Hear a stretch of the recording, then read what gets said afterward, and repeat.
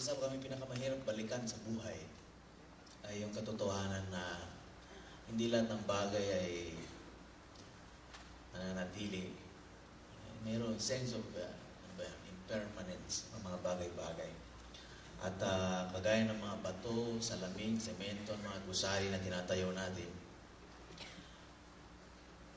ayaw ko ba, nadudurog ito sa pangangailangan ng panahon paminsan-minsan.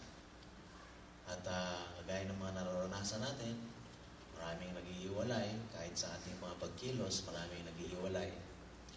Bagay yung isang koalisyon na naghiwalay, nagkabalikan na ngayon.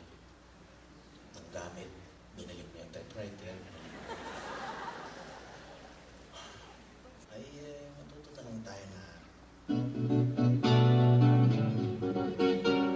talagang gano'n.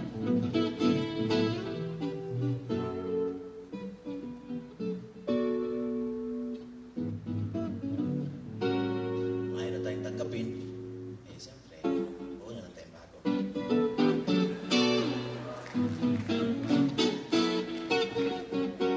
Kung ayaw mo na sa akin, wala akong magagawa. Hindi mo na kakailanganin magdadalawang salita. Kung ayaw mo na sa akin, sabihin lang totoo. Para minsan na lang din luluha ang puso ko. Dati-rati pag ako'y nagkwento, pumupungay ang iyong mga mata. Ngayon kahit original ang jokes ko, hindi ka na natatawa. Di na tayo nanonood ng sine, o kaya'y magpuso'y dos man lang. Kung gusto mo laging maglibre, ngayon di mo na ko pinauutang.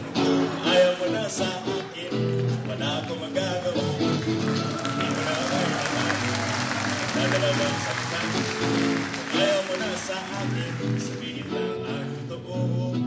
Para minsan na lang din luluha ang puso ko.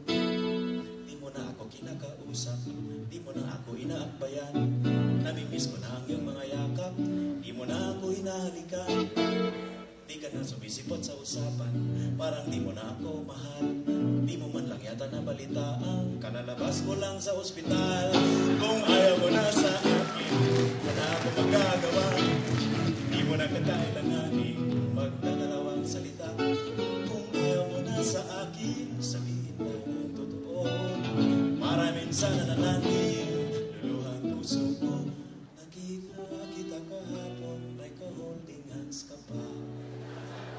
Gaya rin natin noon, mag-uumapaw ang saya. Tila napaibig ka na rin sa makisig mong kasama. Di mo na napapansin, mas gwapo ako sinta.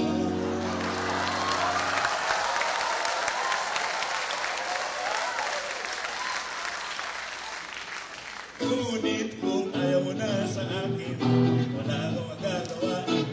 Di mo na kakailanganin magdadalawang salita. Kung ayaw mo na sa akin, sabihin lang ang totoo. Para minsan na lang din luluha ang puso ko.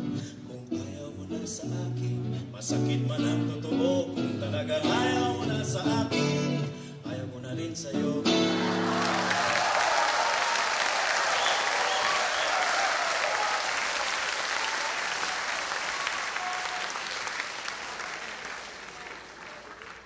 At sana sa pagkaganyan, siyempre matututo tayo. Pag natuto tayo, magbuo tayo ng mga bagong kaisipan, bagong kapalayan.